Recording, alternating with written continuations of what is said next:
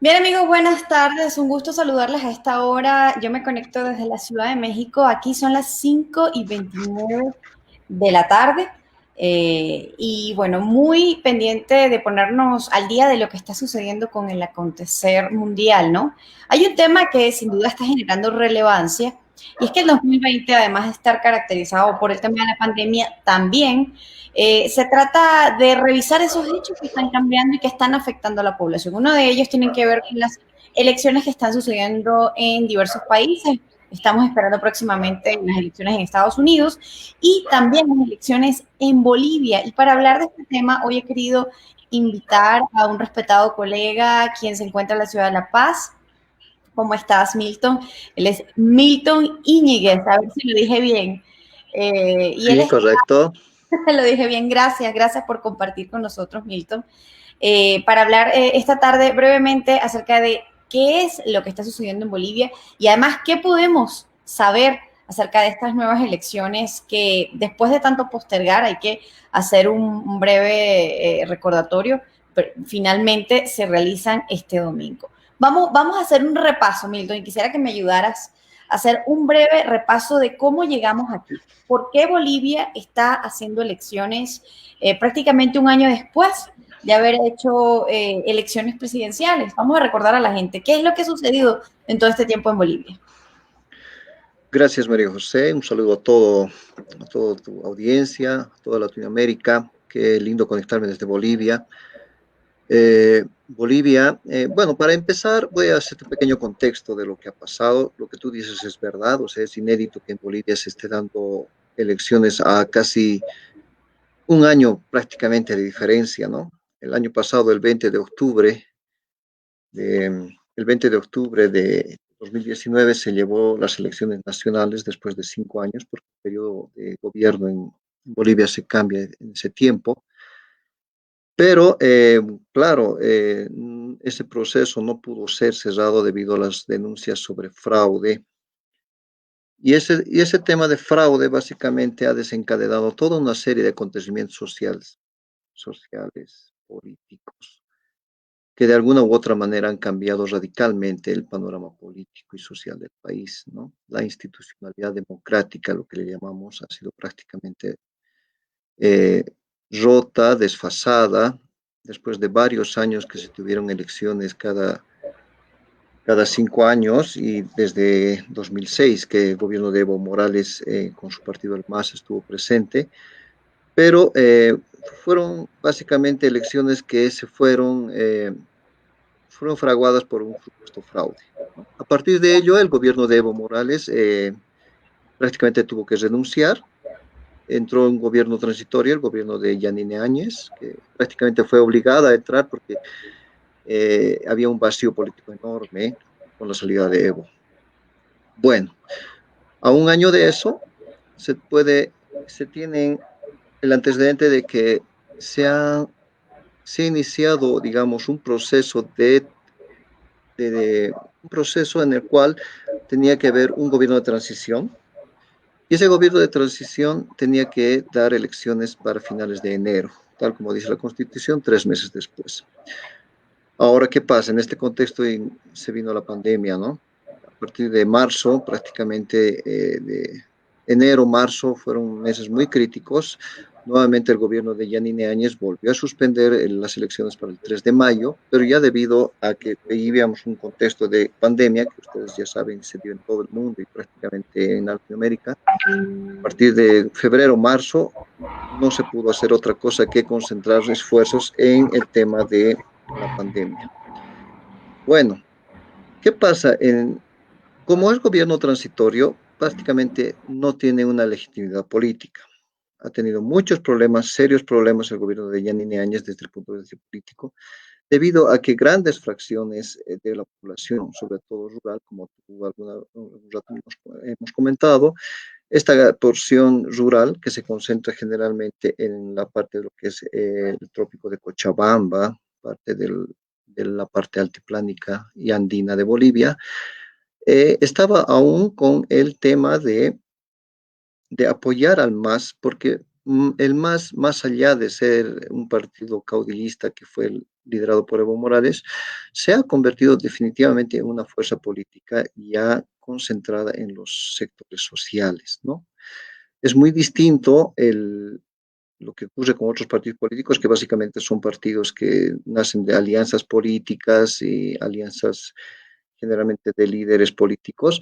El MAS no es así, el MAS ha trascendido, digamos, a un problema un poco más social, ¿no? Las bases ya han superado lo que es los liderazgos y la fuerza del MAS está básicamente en las bases sociales, sobre todo en bases sociales en el área rural, en el sector de los cocaleros en Cochabamba y en sectores rurales de Oruro y La Paz en especial. Ahora tú dirás, ¿qué pasa con la ciudad de Santa Cruz, por ejemplo? Sí. Santa Cruz y el... Te iba a interrumpir, Milton. Me parece muy oportuno lo que tú estás diciendo de por qué hemos llegado hasta acá. O sea, por qué Bolivia ha tenido toda esta crisis institucional. Pero es importante entonces destacar lo que tú dices. A casi un año de que Evo Morales resultara reelegido presidente para unas elecciones que fueron cuestionadas en principio por la Organización de Estados Americanos, hoy en día sigue siendo una fuerza de liderazgo importante en el país. Tanto así, y tú que lo observas desde La Paz, tanto así que uno de los candidatos que está participando en estas elecciones fue un ministro, y corrígeme si estoy equivocado, un ministro de Economía de Evo Morales. Así es, así Ministro es. que además goza de la mayor popularidad frente a otros candidatos, ¿no?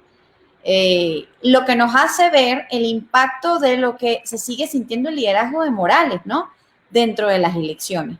Entonces, eso creo que es un punto muy importante y a mí me gustaría que tú le explicaras a la gente por qué Evo Morales sigue siendo o sigue cosechando un liderazgo importante en Bolivia, a diferencia de otros mandatarios que fueron elegidos en las mismas circunstancias y que caracterizaron el ala progresista en Latinoamérica, ¿no?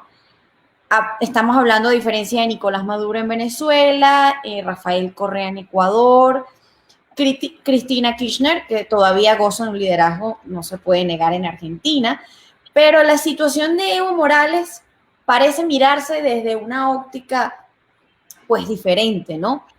Y yo quisiera que nos explicaras a quienes nos siguen por qué Evo Morales sigue consolidando un liderazgo a diferencia de todos estos mandos que hoy representan el ala progresista, el ala de izquierda en Latinoamérica.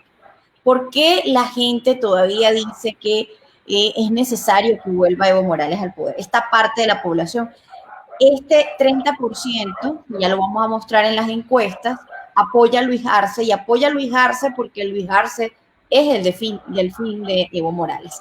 Cuéntanos un poco por qué, quién es Evo Morales para la población y por qué sigue teniendo un liderazgo tan fuerte a un año de que saliera del país, ¿no? Es muy interesante lo que dices y es para un análisis interesante, pero no solamente actual, ¿no? O sea, todo esto tiene una consecuencia básicamente de años de gobiernos neoliberales. Hemos vivido, sobre todo hasta en la década de los 90 y parte de 2000 hasta el 2006, hemos vivido una serie de gobiernos neoliberales que prácticamente se han dedicado a no solamente privatizar empresas estatales importantes, sino a lo que lo llaman muchos y lo que muchos han criticado, a vender prácticamente el país a empresas transnacionales extranjeras, que es el discurso que se ha manejado con el tema del neoliberalismo, ¿no? Prácticamente con la crisis y la salida de Gonzalo Sánchez de Lozada, que igual fue una revolución muy grande, fue unas jornadas de lo que llamamos Octubre Negro, porque fue unas jornadas donde mucha gente murió. Finalmente el gobierno de Gonzalo Sánchez de Lozada sale. Pero bueno, ante el vacío de poder, obviamente en esa época, surge el liderazgo del MAS, que ya el MAS ya tenía varios años como partido político, era uno de los pocos partidos políticos que había consolidado una ideología casi socialista, muy contraria a lo que era el neoliberalismo y muy crítico además al neoliberalismo. Pero lo interesante del MAS es que como líder tenían a un caudillo, y prácticamente un caudillo que reflejaba lo que era la identidad de la gente relegada y pobre de Bolivia. Entonces el MAS supo utilizar muy bien esta imagen porque Evo Morales viene del pueblo, nace en una población orureña muy pobre llamada Orinoca, de raíces aymaras, llegó a tener actividades, incluso fue trompetista en una banda de folclore nacional en Oruro. Con la relocalización, sus padres tuvieron que emigrar y terminó estando en el Chapare, donde empezó siendo no solamente un productor de coca más, que nació y vivió en esa época, sino que además empezó a ser incluso, llegó a la dirigencia a partir de lo que era una dirigencia de fútbol, era secretario de deportes de la Asociación de Cocaleros. Y claro, gracias a ese carisma que él tiene, ha empezado a trepar en distintos escalones en el ámbito político que coincidieron claramente con la crisis que desató la salida de Sánchez de Lozada, ¿no? Entonces, ¿qué es lo que representa el Evo Morales para el pueblo? Representa la cara visible de las clases marginales, las clases que por décadas han sido marginadas en Bolivia. Y en Bolivia la pobreza ha sido muy grande, sobre todo reflejada desde los 80, 90, principios del 2000. Y obviamente el pueblo cansado se niega contra lo que es el neoliberalismo y Evo Morales significa básicamente para la gente ese símbolo de poder del sector popular relegado en el gobierno. Entonces, esa es la imagen que además el MAS ha explotado mucho, ¿no? Muchos critican al MAS por ser el partido caudillista, ¿no? El típico partido caudillista, que es lo mismo que pasó tal vez en Venezuela o en muchos países de tinte popular, pero en Bolivia la imagen de Evo Morales era la imagen de la gente y hasta ahora se maneja esa situación. O sea, veamos años de años en el cual el partido de gobierno fue prácticamente un partido que centralizó el poder. Realmente fueron formas de gobierno tan, muchos le llaman hasta dictatoriales. ¿Por qué? Porque básicamente el MAS no era un partido político. El MAS representaba básicamente sectores sociales muy grandes y su base social es muy grande, ¿no? A diferencia de los partidos políticos tradicionales que pueden tener un adepto u otro adepto. En cambio, no, el MAS no es así. El MAS es básicamente basado en lo que ellos han llamado organizaciones sociales o bases sociales que son muchas en Bolivia. Y sobre todo, por eso esa razón también es que en Bolivia, Cochabamba, el sector de trópico de Cochabamba, el sector cocalero, que es grande, lo apoya enormemente porque ve representado en Evo Morales su reivindicación política, económica e incluso su desarrollo, ¿no? Esa es la explicación básica, así a grandes rasgos, de cómo es que Evo Morales puede ser realmente un verdadero caudillo, ¿no? Y esta ¿Qué es imagen lo que sucede? la imagen, Milton, para nosotros comprender el tema, la imagen de Evo está sin duda presente en esta elección, no pesa, pesa realmente, ¿no? Y vamos, lo que sabemos es que algunos candidatos, alrededor de ya de 3 candidatos, decidieron retirar sus postulaciones como una manera de dar el apoyo a quien tenga el mayor número de votos dentro de la oposición. Hay que recordar que eran 6 candidatos y si no, corrígeme así si estoy equivocada, pero 3 han decidido, entre ellos la propia presidenta Yanine Áñez, decidieron retirar su candidatura. Esto, y según lo dijeron en sus propias palabras, para evitar que el movimiento del socialismo, que es el movimiento que ha representado a Evo Morales políticamente, llegue al poder. Esto habla del peso de la imagen de Evo Morales, ¿no? Todavía en las elecciones de Bolivia. Lo que pasa es que en octubre de 2019, con la denuncia de fraude electoral, el MAS se vio fuertemente golpeado, ¿no? Porque no solamente el MAS había apostado a ganar las elecciones a toda costa, sino que no se esperaba una reacción de la gente, de la gente que básicamente de áreas urbanas, que fue la que reaccionó a las denuncias de fraude. Entonces, ¿qué ocurre? Decisiones para mí, personalmente hablando desde la experiencia periodística, decisiones apresuradas, decisiones realmente que no supieron, el MAS no supo manejar la situación, no tuvo una lectura política del momento, entonces Evo Morales renuncia porque realmente la presión en las ciudades sobre todo era muy grande y se ve obligado obviamente a salir del país. Pero esa falta de liderazgo, ese vacío que se creó, aletargó a los movimientos sociales de Evo. Por un momento todo el mundo creyó que ya se había acabado el MAS, que definitivamente habíamos entrado a otro aspecto de la vida política del país. Muchos a eso le llamaron la recuperación de la democracia, porque definitivamente identificaron al gobierno del MAS como una dictadura. Pero mira cómo se dan las cosas. El gobierno de MAS prácticamente se reestructuró. Se reestructuró, pero ¿en base a qué elementos? Primero, en base a la imagen de Evo Morales como caudillo, que terminó dando órdenes, opinando, y sus opiniones fueron muy fuertes desde el Desde el exterior, ¿no? Y exterior, ¿no? exacto, con el discurso además de que hubo un golpe de Estado, ¿no? Muy duro. Hasta el momento no reconoce ni acepta que hubiera un fraude electoral. Listo, y hay una Entonces, parte también, hay una parte de la comunidad internacional, de presidentes también, quienes afirman que lo sucedido en Bolivia fue un golpe de Estado. O sea, digamos que es un tema así es. que todavía sigue viviendo. Pero fíjate, antes de seguir hablando, que me parece súper importante lo que tú nos estás diciendo, quiero compartir un poco con la gente que nos está siguiendo algunos datos de lo que va a suceder mañana. ¿Y qué es? Ujú. Tiene que ver con las elecciones, ¿no? ¿Qué se va a elegir en el día de mañana, Milton? Y eso vamos a ponerlo un poco en contexto para contarle al público, entendiendo un poco la importancia, ¿no? De lo que significa estas elecciones para el pueblo boliviano, las que finalmente se realizan luego de que han sido postergadas por segunda ocasión. Este es el dato que lo tenemos y decimos, pues este domingo los bolivianos van a votar para elegir los cargos de presidente, vicepresidente, senadores y diputados. Eso es, o sea, es una mega elección muy importante, además que van a repercutir los resultados en los próximos 5 años. Es parte de lo que Así es. vamos a ver mañana y también es interesante señalar, ¿no? Que más de 7 millones de bolivianos están convocados para participar en esta elección. Elección que sin duda decimos tiene una gran figura, un gran caudillo y lo has descrito de esa manera, Milton, porque precisamente cuando Evo Morales sale del poder no hay una figura que sea capaz de representarla.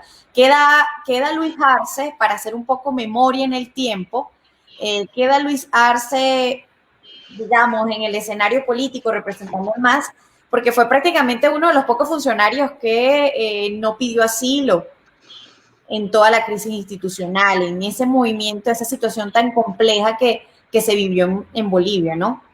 Entonces, me gustaría que nos hablaras un poco entonces de, antes de terminar la idea que venías desarrollando, una vez que la finalices, hablaras de los candidatos, de quiénes son los que están participando, un poco para ponernos en el contexto de todas estas corrientes políticas, ¿no? Que además todas coinciden en que están en contra del movimiento al socialismo, pero con unas diferencias bastante irreconciliables, al punto que no todos han cedido para cerrar filas y lograr un solo candidato en la oposición, ¿no?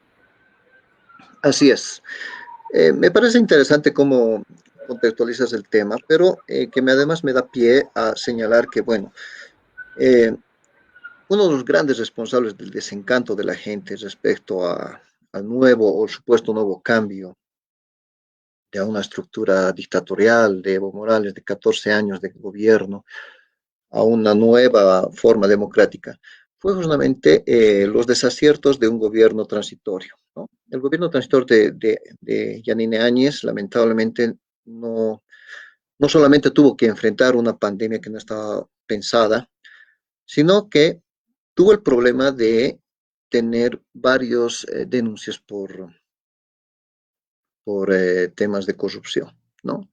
Incluso corrupción sensibles con la compra e importación de respiradores para los hospitales que se necesitaban. Habían denuncias de sobreprecios, denuncias de todo tipo que en realidad no supo manejar el gobierno de Yanine. Y Además que ella, en un momento ya de popularidad, lanzó su candidatura, pero después se dio cuenta que todos ese tipo de cosas, todo este mar de denuncias de corrupción, realmente estaban hundiendo no solamente su perspectiva política, ¿no? Y ese desencanto fue obviamente aprovechado por el MAS, porque tiene por ahora obviamente una gran mayoría en el Parlamento. El Congreso Nacional ha sido clave en esta época porque el Congreso prácticamente le ha hecho la guerra al gobierno de Yanine y tomando en cuenta no solamente temas de corrupción, sino tomando en cuenta todo este proceso de retrasar las elecciones más allá de la excusa de la pandemia, fue un buen elemento para el MAS para apuntalarse y decir, no, aquí se están prorrogando, es un gobierno dictatorial, por lo tanto ellos quieren continuar y prorrogarse lo más posible. Entonces, todo argumento le ha servido al partido de MAS para levantarse realmente del letargo en el que estaban. Y bueno, a esto se suma los resultados de lo que fue la pandemia, los resultados de lo que fueron los números, realmente que no fueron bien manejados por el gobierno y que desencadenó básicamente en polarizar al país. Y eso es lo que al final que digo como conclusión. El país está en este momento polarizado, ¿no? Entre un sector que no solamente es radical, ¿no? Porque el MAS no es en este momento no es un partido que tenga una sola voz. Es más, muchos dicen que el MAS ya se está fraccionando, ¿no? Hay sectores del MAS que son muy radicales y totalmente populistas, fieles seguidores de Evo Morales. Hay otros sectores un poquito más críticos, ¿no? Digamos, ya buscan otro tipo de liderazgos. Han decidido dejar de lado a lo que es Evo Morales y buscar otra forma de reconfigurar al MAS. Entonces, en ese ámbito el MAS se ha ido reestructurando de alguna forma, lo que no ha sucedido con la oposición. La oposición ha tenido un año para estructurarse, para realmente hacer fuerza para estas elecciones, pero está cometiendo el mismo error que cometió hace un año atrás. O sea, no existe un candidato que realmente haga frente al MAS o que presente una nueva alternativa política realmente viable a lo que el MAS representaba, ¿no? El MAS representaba de una u otra manera, bien o mal, una estabilidad política grande, política económica sobre todo, ¿no? Y la oposición no lo ha logrado. Y prueba de ello, María José, es la papeleta electoral actual del país. Si tú te fijas, los contrarios o los contrincantes, partidos políticos contrincantes del MAS, son partidos fraccionados, absolutamente fraccionados, de los cuales, de la cantidad total que hay, solamente dos estarían con la posibilidad de llegar a la presidencia, que es justamente el MAS y el partido de Carlos Mesa, ¿no? Y precisamente, Comunidad Ciudadana. precisamente a propósito de lo que estás indicando y nos estás explicando, Milton, estoy pues pulsando lo que ha sido la publicación de la última encuesta, donde se detalla justamente lo que tú estás explicando, ¿no? Arce llega a 3,6% y Mesa a 24,7%. Esta papeleta, que es lo que tú indicabas, ¿no? Que son las diferentes candidaturas y cómo se están dividiendo los votos. Interesante ver, Milton, los números, ¿no? Si uno suma 24,7, 12,7, 2,5, e inclusive, bueno, que tengo entendido que Quiroga tenía menos del 1%. Bueno, aquí está, se ve muy entrecortado, pero basta nada más sumar estos primeros números para notar que por lo menos da suficiente para sobrepasar a lo que puede ser el movimiento al socialismo. Pero justamente las diferencias tan marcadas de la oposición hace que una vez más, que es las mismas diferencias que los ha representado durante los 14 años de gobierno de Evo Morales, ha sido imposible que la oposición alcance una candidatura unitaria que los lleve finalmente a poder superar el movimiento al socialismo, que en eso parece ser pues oportunamente entendiendo más el momento político y cerrar filas, pese a esas fracciones que tú dices, ¿no? Y aquí vemos, simplemente, aquí lo estamos viendo claramente en pantalla, cómo esas notables diferencias pueden hacer dividir el voto. Y pueden hacer dividir el voto de tal manera que es posible que después de un año en que Evo Morales se encuentre en el exilio, vuelva al país. Y yo quiero que tú le comentes a la gente antes de terminar la idea que venías desarrollando, Milton, ¿por qué Evo Morales, después de tanta lucha de la oposición, después de una gestión que, como tú bien lo has dicho, ha sido desacertada por parte de Yanine Áñez, Evo Morales puede retornar al poder en Bolivia? Sin ninguna acusación, además. Es que justamente, como tú dices, aquí se están jugando demasiados intereses muy grandes, ¿no? Evo Morales está y el MAS prácticamente están apostando a todo también para estas elecciones, ante una oposición que lamentablemente se ha dividido por cuestiones básicamente políticas, ¿no? Hay una palabra clave que se está manejando últimamente y por la cual se puede explicar tal vez las tres renuncias que han habido como candidato, y es la palabra de voto útil. O sea, la gente, o sea, se está pidiendo, a ese punto ha llegado la oposición, o la actual, bueno, no es la oposición actual es el MAS en este momento, ¿no? Pero Sí, lo a que la podría oposición ser de Evo los, Morales. Ajá. sí, Sí, bueno, los que están perfecto. opuestos a Evo Morales hablan del voto útil, ¿no? O sea, ni siquiera se pide que se vote por una alternativa política o por un plan de gobierno, sino que se está pidiendo que se vote contra el MAS. O sea, el voto hacia Carlos Mesa básicamente es un voto en contra del MAS. Bueno, definitivamente lo que se dicen acá directamente, se dice enterrar definitivamente al MAS porque esa es la prioridad para los partidos de derecha o de centro, que son los que están distribuidos de la forma en que ves la papeleta. Mira, Así. por ejemplo, el único candidato que realmente, y el año pasado, tal cual este año, se está calcando a la situación es Carlos Mesa, que le está prácticamente llegando a un porcentaje menor a 10 puntos. Es posible que se dé una segunda vuelta con estos resultados. Y, eh, y otros candidatos que no llegan ni al 0,5, 0,3, candidatos como Tuto Quiroga, Yanine Áñez, y se han dado cuenta de este tema del voto útil y prácticamente han cerrado sus filas, han dejado la elección. ¿Por qué? Por evitar justamente la arremetida del MAS en el gobierno. O sea, hay una seria posición de los partidos opositores a que el partido del MAS no llegue al gobierno. Y Eso es la consigna, ¿ves? sí, a propósito de eso que tú estás señalando, Milton, vamos a recordar lo que fue el mensaje de Tuto Quiroga, candidato que, bueno, esta semana anunció su retiro Así justamente es, ante esta situación. Vamos a escuchar un poco, a ver, claro. recordar. Bolivianos en la patria y el exterior. Entré en esta campaña para salvar la economía que está al borde del abismo, para reconstruir la democracia pulverizada por 14 años de autoritarismo abusivo y para generar reconciliación después de años de división. Con nuestro equipo presentamos un plan para rescatar la economía y garantizar que la tiranía no retorne jamás. Hoy está claro que no pude explicar esto a Bolivia. No tengo la posibilidad de llegar a la presidencia y nunca me han interesado las pegas o espacios. Solo tener un mejor país para todos. Gente valiosa que me acompaña merece estar en el Parlamento, pero nunca si el costo es que el MAS pueda quedarse con la presidencia en primera vuelta. Esa posibilidad es ínfima, pero mayor a mi chance de ser presidente. Por pequeño que sea el riesgo que el MAS acceda al gobierno directamente este 18 de octubre, debo hacer todo lo que esté a mi alcance para evitarlo.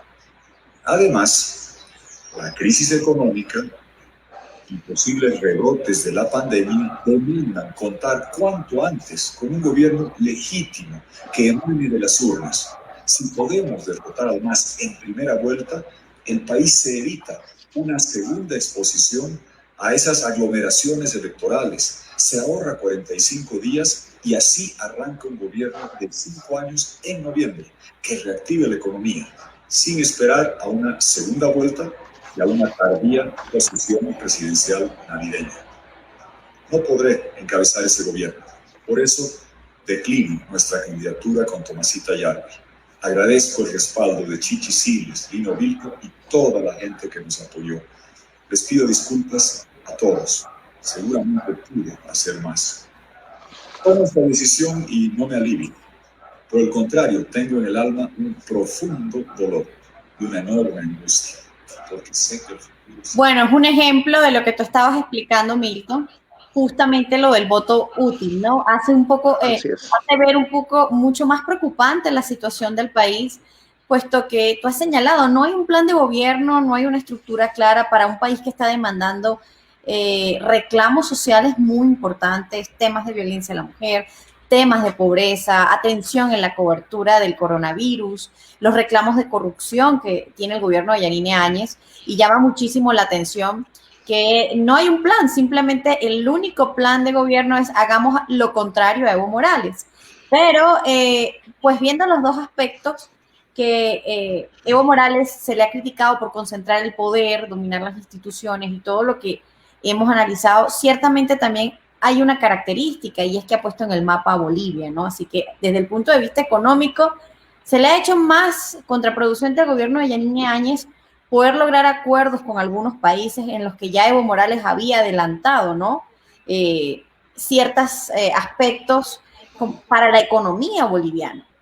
Y esto nos hace pensar entonces lo preocupante de la situación política para el país y la posibilidad de que Evo Morales vuelva, retorne al poder sencillamente porque, como bien lo mostrábamos hace un instante, y lo voy a volver a compartir con ustedes, como se ve en la encuesta, y me gustaría que nos ampliaras esta encuesta también, Milton, como se puede ver en esa encuesta, si el candidato del Movimiento al Socialismo, que representa a Luis Arce, obtiene la victoria, pues es muy probable que permita que Evo Morales vuelva al poder, anule todas las situaciones o le dé una amnistía o una medida. Eso está en el tapete, eso está en la educación, en el debate de que Evo Morales pueda retornar al poder, justamente porque su candidato, ustedes lo están viendo allí en pantalla, Luis Arce, el que lleva 3,6% por encima de los otros y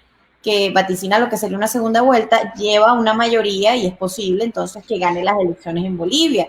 Candidato además que es muy cercano a Morales, ¿no? No se sabe de todas Así maneras es. la situación que puede ocurrir, si puede repetirse un escenario como sucedió con Correa y Lenín Moreno en Bolivia, pero aquí es muy poco probable porque Luis Arce es notoriamente y ha sido defensor de Evo Morales y de todas las situaciones incluso en las que Evo Morales ha estado implicado. Recordemos que se le acusa de instigar a las poblaciones a protestar, hay bastantes acusaciones y con pruebas bastante serias, audios que salieron promoviendo un poco esa situación, pues avivando los ánimos que ya estaban bastante polarizados. Pero ese es Luis Arce, que como ustedes pueden ver, va en primer lugar, supera a Carlos Mesa, quien fue el candidato que se enfrentó a Evo Morales en la última elección. Y justamente esta división, que se entenderá, Milton, explícanos allí, si una vez que pase esta primera votación, entonces quedan al final dos candidatos que quedará de ellos apoyar a Carlos Mesa o no, ¿no? Cuéntanos un poco las posibilidades de eso. Y como bien tú lo explicabas, ahí Tito Quiroga hacía énfasis en que evitemos que llegue el movimiento al socialismo. Esa es la única consigna y propuesta de la oposición a Evo Morales, ¿no? Sí, esa es su consigna y esa también a la vez es su debilidad, ¿no? Eh, la gran duda en este momento es básicamente si habrá segunda vuelta, ¿no? ¿Por qué? Porque resulta que la renuncia de los tres candidatos, Tuto Quiroga, María Vaya y, y bueno, Yanine, ha un poco fortalecido lo que es el voto, se ha distribuido en gran mayoría en voto de la oposición, básicamente entre Carlos Mesa y Fernando Camacho. Ahora, el fenómeno Fernando Camacho es interesante. Tiene un porcentaje interesante de votos, pero se concentra básicamente en el oriente boliviano, donde tiene fuerza. Estoy hablando de Santa Cruz, básicamente. Es un voto interesante porque además habla de una región muy importante en Bolivia, que es la región productiva, la región exportadora y la más pujante. Entonces, por eso es que a Camacho no se le viene a la cabeza renunciar o sumarse a esto del voto útil, porque sabe que va a tener un gran apoyo allá. Y esto a la vez da muchas conjeturas, ¿no? ¿Qué es lo que Fernando Camacho finalmente puede hacer para viabilizar una salida democrática, ¿no?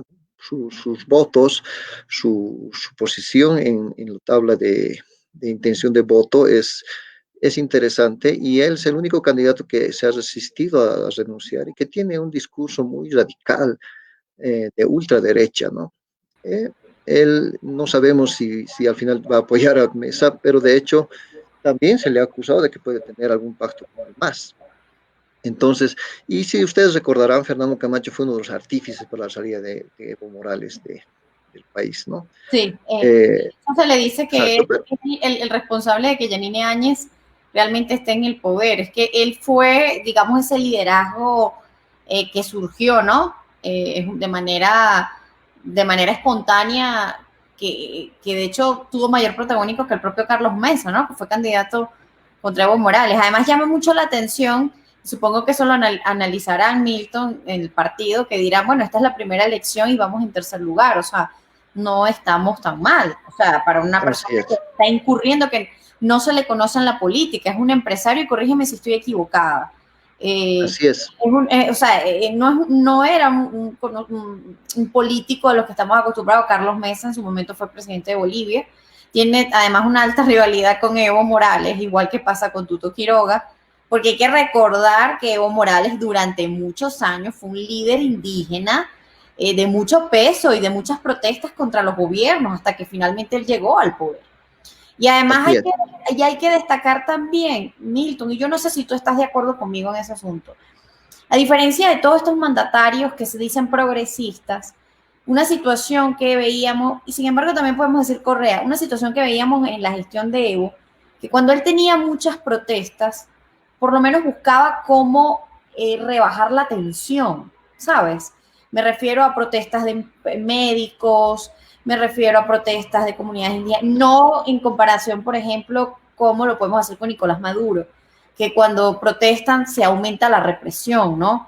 Mayores detenidos, mucha gente encarcelada. En el caso de Evo, siempre cuando ya estaba a un límite, parecía él tener una actitud de ceder, y quizás esto hace que inclusive a nivel internacional tenga una imagen mucho más respetada que lo que tienen, y hago la comparación con el propio Nicolás Maduro, ¿no? Son como dos caras distintas a pesar de que están en la misma ala, ¿no? Que se dicen llamar progresistas.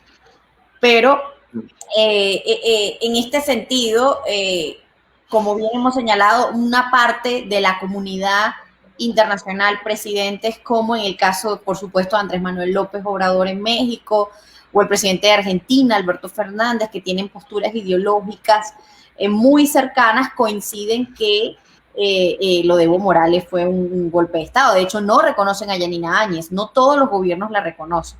Así que lo que sin duda podemos decir es que es súper importante estas elecciones, porque le va a dar una legitimidad a Bolivia que está necesitando. Legitimidad, Milton, que creo que no sé si coincides conmigo, la está reclamando el país de manera muy fuerte para poder llegar a convenios, para poder llegar a acuerdos económicos importantes. Incluso la propia oposición, Tuto Quiroga lo decía en el audio que escuchamos, que los desaciertos de Yanine Áñez, pues sin duda están obligando a que estas elecciones se den. Así que me parece súper importante el análisis que nos acabas de dar. Mañana vamos a tener el gusto de tener a Milton, porque este señor es un gran señor, como lo pudieron escuchar, que nos ha puesto al día con la situación en Bolivia. Pero yo quisiera, Milton, antes de que empecemos a cerrar, que tú hicieras tu reflexión acerca de qué es lo más importante que va a suceder mañana y por qué el resto de la región debe estar atenta a los resultados de Bolivia. Yo quisiera que nos explicaras eso, qué es lo más importante que va a suceder en esta elección del 18 de octubre, que finalmente, después de haber sido postergada 2 veces, va a llegar. ¿Y por qué? ¿Por qué nos debe interesar este tema? ¿Por qué debemos entender que no es ajeno? En un mundo donde, aunque llamemos a la localidad, es decir, a cerrarnos más y cerrar nuestras fronteras, seguimos siendo muy globales. Gracias, María José, por el concepto, pero bueno, simplemente para responder un poquito a lo que tú me dices, si estoy de acuerdo o no. La verdad es que el gobierno de Evo Morales, de 14 años, un poco más, tuvo la característica de ser unipolar. Es decir, la estrategia fue muy interesante de copar todos los poderes y básicamente lo ha hecho. La oposición se desintegró por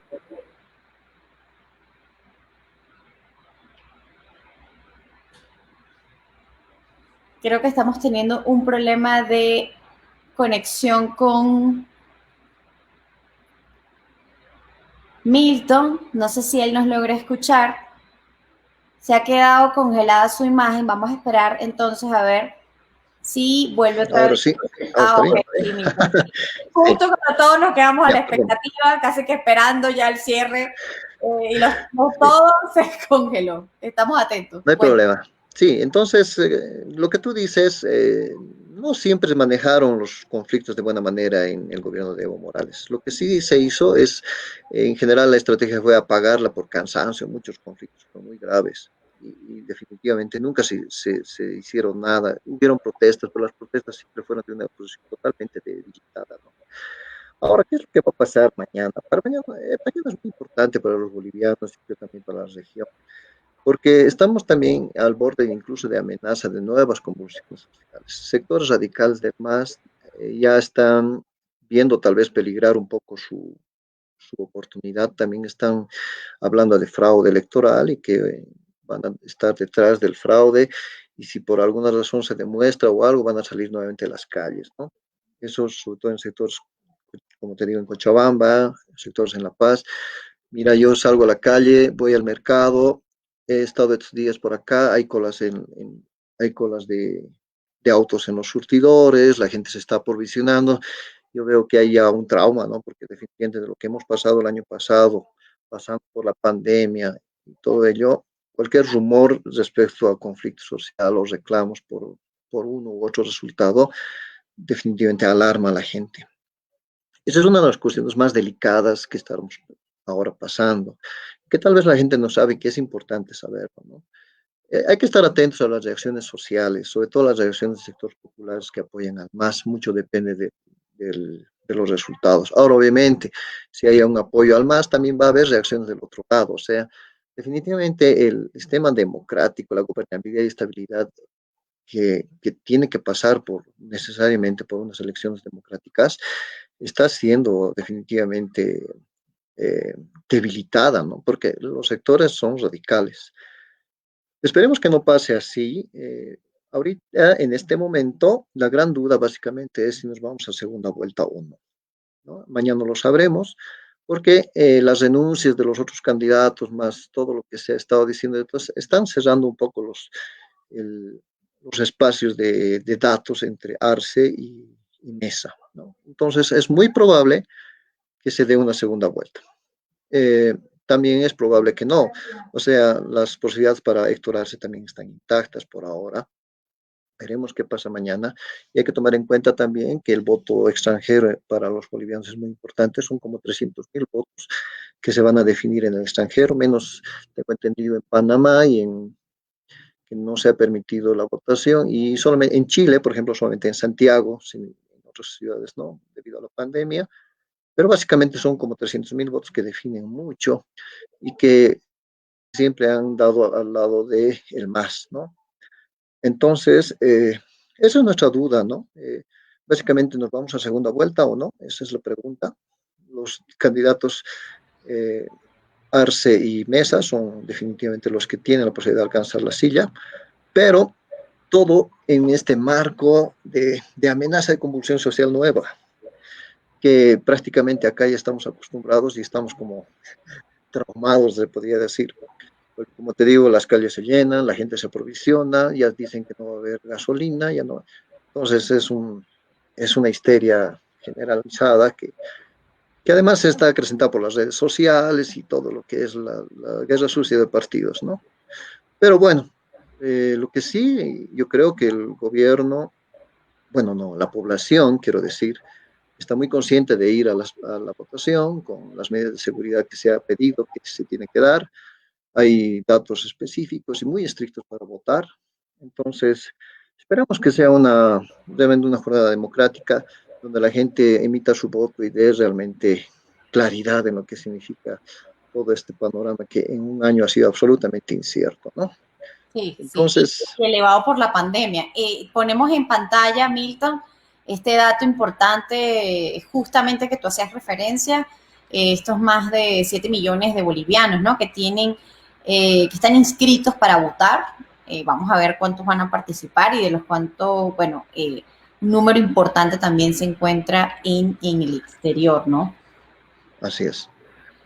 De todos modos, la consigna en este momento es invitar a la gente que vaya a votar. Es posible que haya un gran ausentismo por el tema de la pandemia, pero ha habido una conciencia muy grande, ¿no? La campaña es muy grande para que la gente vaya a votar.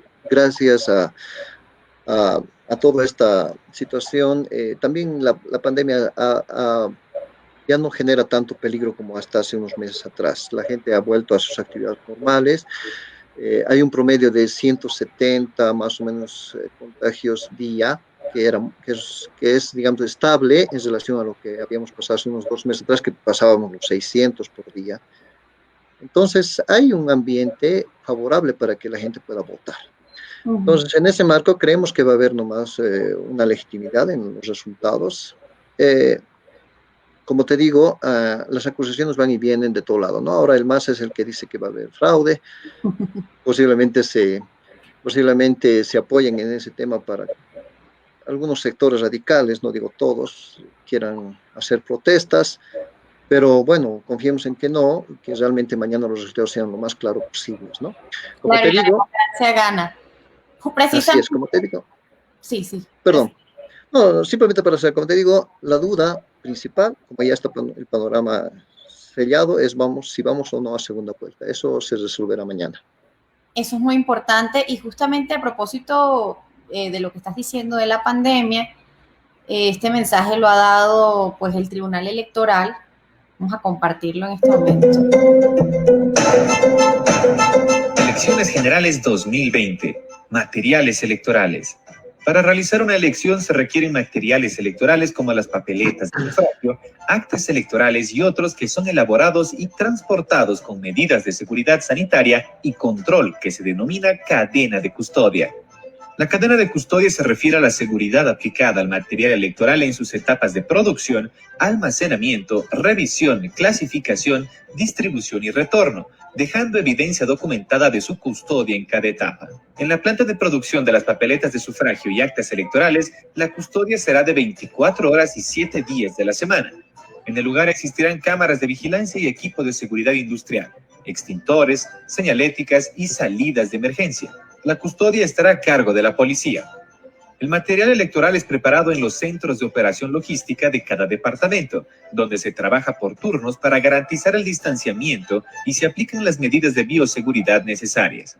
El armado de la maleta electoral pasa por 2 controles de revisión para que no falte nada. Para el traslado de material, cada TED elaborará una ruta de entrega por circunscripción y se asignará un vehículo que va recinto por recinto a distribuir el material. Está prohibido el transporte de maletas electorales en otros vehículos no autorizados por el TED. Las maletas electorales serán depositadas en un aula que será precintada, asegurada y custodiada. El personal que formará parte de las comisiones de traslado de material recibirá equipo personal de bioseguridad y la desinfección del transporte. Cada notario esperará en el recinto electoral asignado y recibirá las maletas electorales 24 horas antes del día de votación para el ámbito urbano y 48 horas antes para el ámbito rural. Las maletas serán depositadas en un ambiente seguro del recinto electoral que inmediatamente quedará precintado y bajo resguardo de personal de seguridad desde ese momento hasta el día de la elección. Por unas elecciones transparentes y seguras, Elecciones Generales 2020, porque la democracia la hacemos todos. Bueno, es el mensaje de... El órgano electoral garantiza la transparencia del cómputo y la difusión de resultados preliminares. El DIREPRE difunde los datos preliminares desde las 6 p.m. el 18 de octubre y dará amplia información en el plazo más breve posible. Ingresa a direpre.oep.org.bo. En cambio, el cómputo da el resultado oficial a partir de las actas de todas las mesas. Comienza el domingo en la noche y concluye días después. Ingresa a computo.oep.org.bo. Ambos sistemas usan tecnología segura y auditada. La democracia la hacemos todos. Bueno, un poco el ejemplo... Este es un programa de reforzamiento de la capacitación de juradas y jurados electorales. Un poco de ese ejemplo de todos los esfuerzos que está tratando de hacer el gobierno y el Tribunal Electoral para hacer ver que la elección va a ser transparente. Ustedes pudieron ver, bueno, lo que ellos explican que va a ser como este funcionamiento, ¿no? Y además estas medidas especiales de bioseguridad. que tú hacías énfasis, Milton, acerca de cómo va a operar entonces esta elección, explicando el paso a paso de que está prohibido el manejo y manipulación de las boletas, que hay vehículos especiales para ellos, y bueno, y como bien como bien pudieron ver, a partir de las 6 de la tarde se espera entonces que los resultados estén finalmente pues ya procesándose en Bolivia, y yo creo que es muy importante entonces lo que va a suceder este domingo. Milton, palabras finales. Mañana tú y yo tenemos una cita de nuevo con todos los que nos están viendo, y tengo una colega que vamos a invitarla a ver si puede acompañarnos mañana, también para que comente cómo estuvo la situación en Bolivia. Tú estás en La Paz, un centro súper importante de general de cómo se mueve la política, pero palabras finales para quienes nos siguen y para entender por qué es importante entonces ver mañana el resultado de estas elecciones en Bolivia. Así es, gracias, María José. Lo que tú dices es verdad, o sea, hay un hincapié grande, enorme en la transparencia, que es lo que trata de contrastar con lo que pasó hace un año atrás, ¿no? No solamente por el hecho de evitar conflictos sociales, sino definitivamente garantizar a la gente que va a votar, a la gente que realmente usa su derecho democrático, a garantizarles realmente nuevamente gobernabilidad.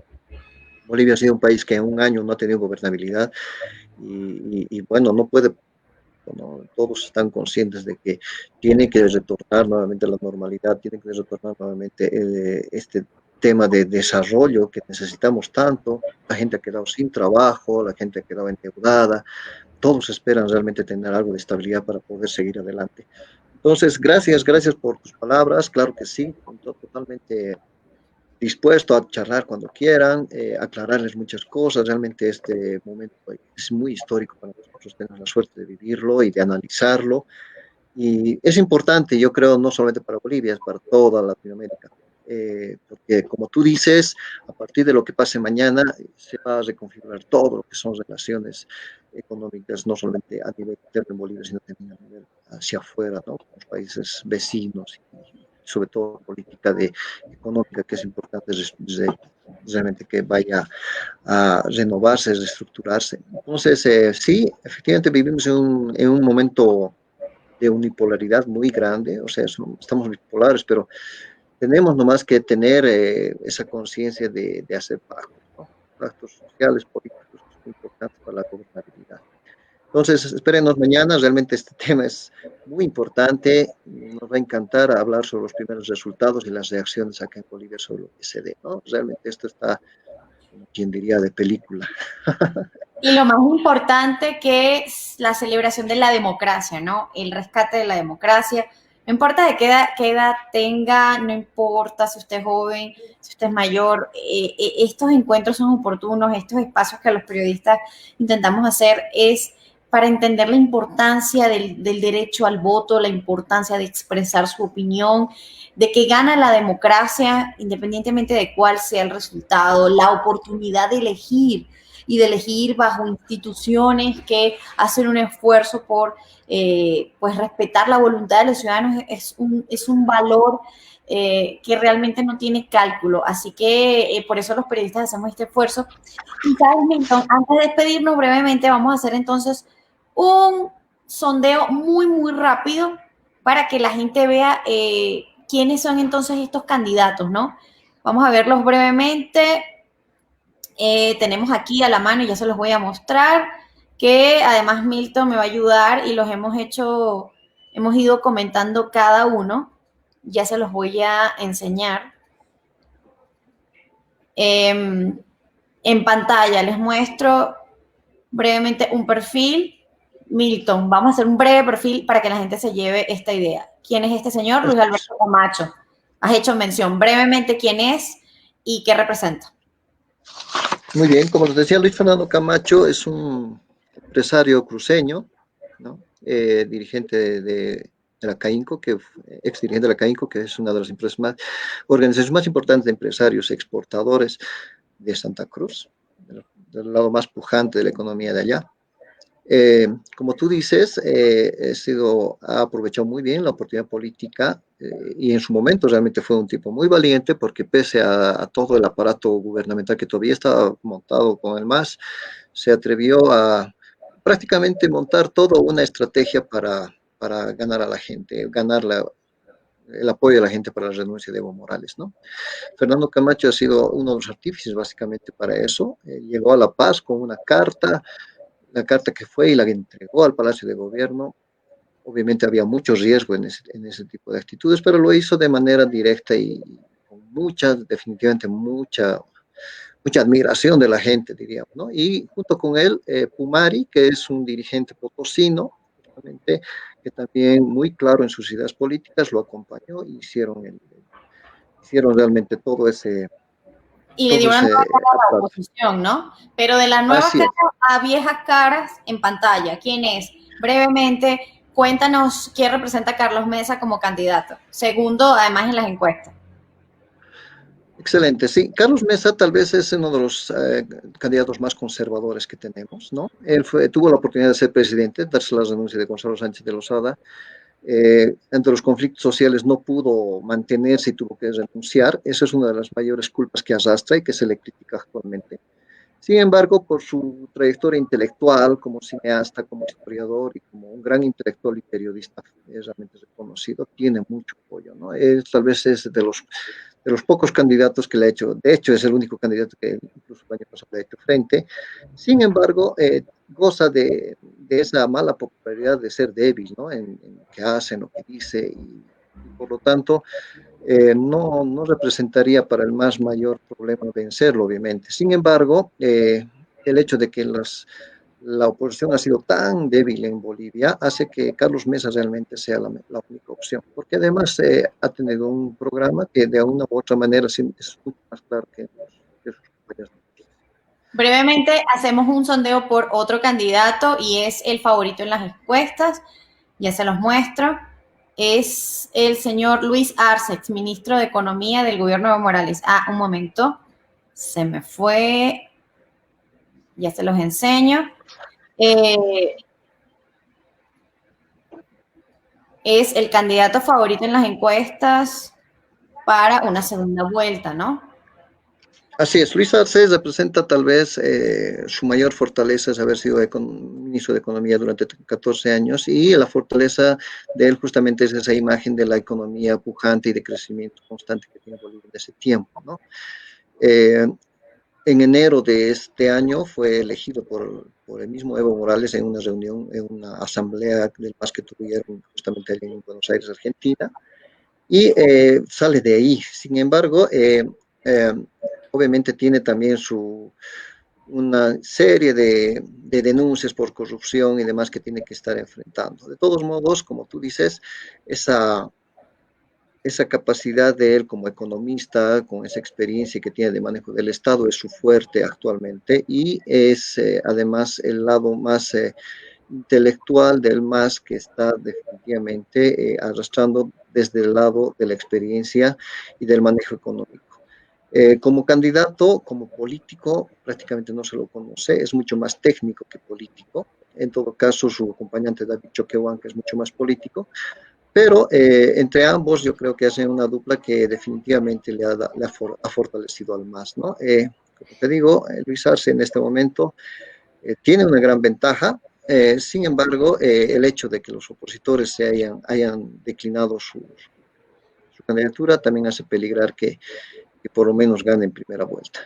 Bueno, esos tres que ustedes vieron hace algún momento, digamos que lo hicimos del menor al mayor en los tres principales puestos: Luis Camacho, Carlos Mesa y Luis Arce. Encabeza Luis Arce las encuestas como favorito, seguido por Carlos Mesa y Fernando Camacho, ¿cierto? Ahora vamos con otros candidatos y brevemente se los voy a enseñar. Si me permiten un instante. El próximo candidato que nos vas a ayudar, Feliciano Mamani, ¿no? Creo que es el nombre de él. Sí, Feliciano Mamani. Exactamente. Otro candidato, ¿quién es? ¿Por qué entra en la escena? Cuéntanos brevemente. Sí, bueno, este candidato básicamente nace de las bases que intentaron hacer una fuerza política desde los centros mineros, ¿no? Él es un candidato que nace de este sector minero, pero que sin embargo, pese a su, digamos, experiencia dirigencial que él ha tenido, está incursionando por primera vez en la política, ¿no? Y básicamente, a diferencia de otros candidatos, no, incluso mediáticamente no cuenta con el apoyo, como te darás cuenta, hay dos o tres que no tienen superan más del 1% de votos, pero por lo tanto no ha podido conocerse tampoco su propuesta.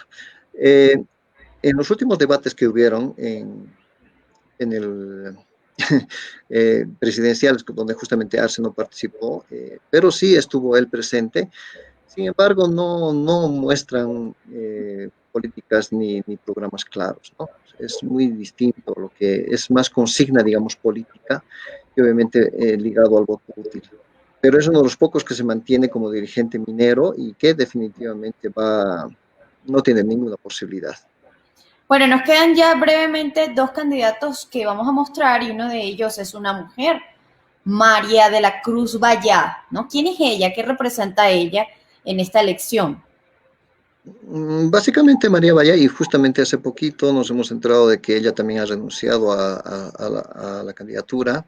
Obviamente no tenía ninguna posibilidad, está con 0,4% de posibilidades, pero ella es tal vez una de las pocas representantes que hay de un partido político dinosaurio que se puede decir en Bolivia, que es Acción Democrática Nacionalista, que fue en su caudillo principal al exdictador Hugo Banzer Suárez, que gobernó el país en los años 70, que posteriormente también fue presidente en los 90, pero un partido político de la vieja guardia, se puede decir, ¿no? Ella realmente es una militante de años de este partido que trataron de reestructurar de una u otra manera, pero de la misma manera que Feliciano prácticamente quedó sola, tampoco cuenta con un programa claro, ha sido muy dura en las críticas hacia Evo Morales, incluso hacia los otros candidatos. Entonces es muy difícil que ella haya logrado ni siquiera lograr un pacto, ¿no? Entonces es lamentable que una mujer, porque es una mujer bastante capaz, es una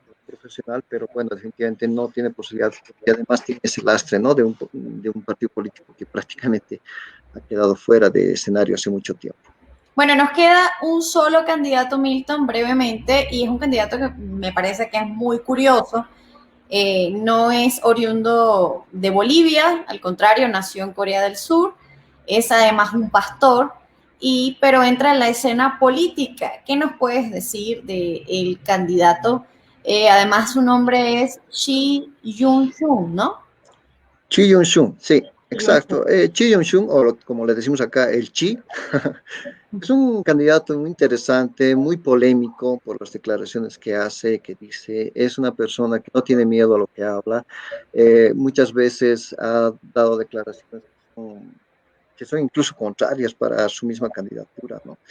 Tiene una posición muy radical en el sentido de que, primero, crítico al MAS, pero posteriormente apoyando de que de todos modos lo que pasó con Yanine Áñez y todo lo demás fue un golpe de Estado. En segundo lugar, ha hecho propuestas súper interesantes, indicando de que iba a reestructurar todo lo que es el aparato económico a partir de la economía de la minería, pero además muy centrado en lo que es su partido cristiano, ¿no? De cristiano que él representa, o sea, de la mano del cristianismo, de pastor que es él, trata de buscar realmente alternativas a la salida económica. Además es un gran empresario, sin embargo en la política es nuevo y mucho le ha pesado todo lo que ha dicho, todas las declaraciones que ha dado, básicamente con el fin de enfrentarse. Se le ha pedido 1000 veces de todas formas también decline su candidatura, pero él está muy firme. Pero es interesante la cantidad de votos que tiene, ¿no? A diferencia de los anteriores, 2,4% es un apoyo interesante para un candidato que para mí es sui generis, ¿no? Sí, un candidato que está saliendo de la nada, ¿no? Un antisistema de alguna manera. Además es un pastor, ni siquiera es boliviano, nació en Corea del Sur y es bien curioso estas figuras que entonces siempre En las últimas elecciones que estamos viendo a nivel mundial están emergiendo, ¿no? Estas figuras que no son los políticos tradicionales, sino que vienen a aportar. Muy interesante entonces ya el aporte, ya para cerrar, Milton, quiero agradecer muchísimo el tiempo que nos has brindado para entender este panorama. Nos extendimos más de lo que yo pensé, pero creo que ha sido pues bien sustancioso, un plato bien completo para que la gente pues saboree lo que significa estas elecciones de Bolivia. Y además yo tengo el gusto, tengo que decirlo, el gran gusto de volver a contar con él el día de mañana. Mañana vamos a hablar de los resultados de las elecciones, de estos candidatos que sabemos que no van a llegar, pero realmente de lo que se presume que puede venir, ¿no? Que es lo que tú has enfatizado, que es esa segunda vuelta, que candidatos como Tuto Quiroga han tratado de decir que se evite, ¿no? Para que el movimiento al socialismo vuelva a ir. Pero creo que va a ser muy interesante entonces lo que se está viendo, y creo que lo más importante de todo, Milton, es la posibilidad de la democracia, la posibilidad de que los bolivianos vayan a votar, se expresen en las urnas, sea escuchada su opinión y de manera institucional, pues Bolivia vuelva a ser reconocida por toda la comunidad internacional, ¿no? Creo que eso es muy importante. Así que quiero agradecerte enormemente y bueno, mañana nos conectamos para saber cómo quedó el escenario político en Bolivia para las venideras elecciones y sobre todo para los otros cargos que se van a elegir, ¿no? Recordemos, presidente, vicepresidente, diputados y senadores por 5 años más. Así es, como tú dices, todo el escenario político se va a reestructurar en Bolivia. Lo más probable es que no existan ya mayorías como en los últimos 14 años, que le ha servido mucho más para poder manejar la gobernabilidad. Va a ser un panorama complejo, pero confiemos en que como tú dices, vence la democracia, y el voto del ciudadano es importantísimo para reconstituir nuevamente la gobernabilidad, la democracia y toda la estabilidad política social que necesitamos, sobre todo acá en Bolivia, ¿no? Sí, claro que sí. Muchísimas gracias por tu tiempo y bueno, nada, nos conectamos entonces mañana en esta pequeña charla digital tan importante para poner al día a la gente. Gracias a Muchas todos. gracias, María José. Gracias. Muchas gracias y saludos a tu audiencia. Gracias.